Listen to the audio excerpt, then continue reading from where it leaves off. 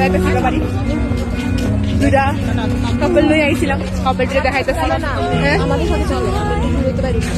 আমরা আইছিলাম খুমলুম পার্কে ধন্যবাদ। তোমার কাছে কেমন লাগছে ঘুরে? ভালো লাগছে না, লাইক করে দেখছি।